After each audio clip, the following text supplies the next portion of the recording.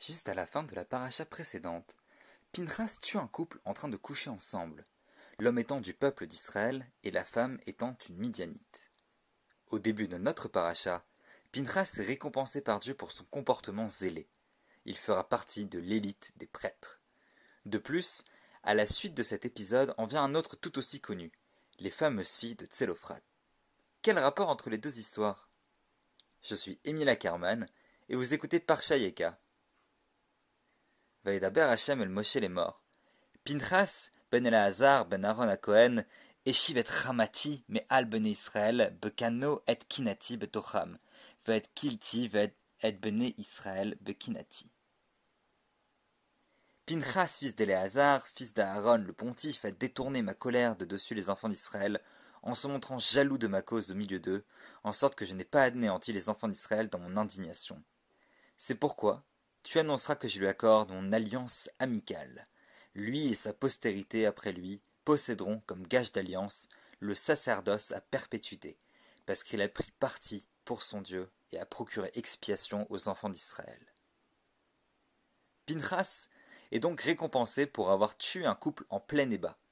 Mais où se situait véritablement le problème de ces ébats? Pour cela, il faut revenir en arrière. C'est au chapitre 25 qu'il est écrit Vaïshav Israël Bashitim, Vayachel Ha'am Liznot El Benot Moav. Israël s'établit à Shittim. Là, le peuple se livra à la débauche avec les filles de Moab. Les commentateurs y voient le signe que Balak, de manière désespérée après que Bilam ait béni les Hébreux au lieu de les maudire, ait tenté de pervertir les Juifs en envoyant des femmes étrangères les séduire. Ce qui, comme vous en doutez, ne manqua pas d'arriver. Vatikren la ham les Ivré Elohén, Vayocha la ham Vaishtachu l'Elohén. Elles convièrent le peuple à leur festin idolâtre, et le peuple mangea, et il se prosterna devant leur Dieu. Israël se prostitua à Baal-Péor, et le courroux du Seigneur s'alluma contre Israël. Le véritable problème n'est donc pas le sexe en soi, mais aussi qu'il le représente. C'est ce que nos sages veulent dire dans Sanhédrin 82, quand ils disent « Tout celui qui a une relation avec une idolâtre, c'est comme s'il couchait avec une idole elle-même. » Les actions narrées dans les psukim sont le sexe, la nourriture et l'idolâtrie. En plus, aussi, le fait qu'il soit arrivé, qu'il se soit installé. Le sexe et le festin sont les actions de rapprochement par excellence. Le Midrash dit que les femmes idolâtres séduisaient les hommes hébreux et que les hommes idolâtres venaient ensuite leur dire « Regardez, nous sommes pareils, asseyez-vous, mangez, buvez » et qu'ensuite ils les amenaient vers l'idolâtrie. Mais on ne peut être amené vers l'idolâtrie que quand on est assis, que quand on est bien installé, que quand on se pense arrivé. Les amener vers l'idolâtrie, c'était dire « Regardez, nos dieux ont les mêmes caractéristiques, les mêmes pouvoirs que le vôtre. On sert la même chose finalement, on a les mêmes buts. Vous n'avez pas besoin d'aller plus loin dans votre réflexion, dans votre Torah, dans votre chemin. » C'est cette frontière que les lois de la Torah veulent mettre entre le peuple hébreu et les idolâtres qui sont visés ici. Or, l'idolâtrie, c'est l'anti-Torah. C'est justement ce culte du corps, des sens, de la débauche dont nous essayons de nous éloigner. C'est cette violence faite au peuple qui nécessite la violence que Pinchas inflige au couple symbolique en retour. Les sages, toujours dans Sanhédrin 82a, disent bien que ce n'est que dans l'acte lui-même que Pinchas pouvait tuer le couple, et ni avant ni après, qu'il aurait été lui-même condamné à mort s'il avait attendu quelques minutes de plus. Mais, conscient des dégâts potentiels de cette loi, il est bien noté dans le Talmud qu'on n'enseigne pas qu'on peut faire justice soi-même dans ce cas-là. Trop dangereux. Et qui était donc cette femme qui est morte transpercée par la lance de Pinchas? Veshem Aisha Amuka Amidianit, Kosbi bat Tsur, Rosh Umod ben Av Midianhu. Et la femme qui avait été frappée, la Midianite, se nommait Kosbi bat Tsur, la fille de Tsur, qui était chef des peuplades d'une famille paternelle de Midian. Tsur, pour les sages, c'est Balak. Balak aurait envoyé sa fille séduire les Hébreux et aurait été rétrogradé de son rang pour avoir permis à sa fille de coucher avec des Israélites par les autres rois.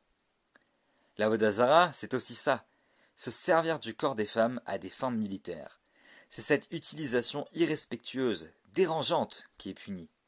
Le roi lui-même enverrait sa fille pour l'utiliser comme une vulgaire arme de conquête. On peut alors mettre en perspective la deuxième histoire de la paracha, les filles de Tselophrat. Je vous lis tout en français en sautant quelques passages car c'est assez long. Alors s'approchèrent les filles de Sélophrate de la descendance de Menassé, lesquelles filles avaient pour nom Marcla, Noam, Hogla, Milka et Tirtsa.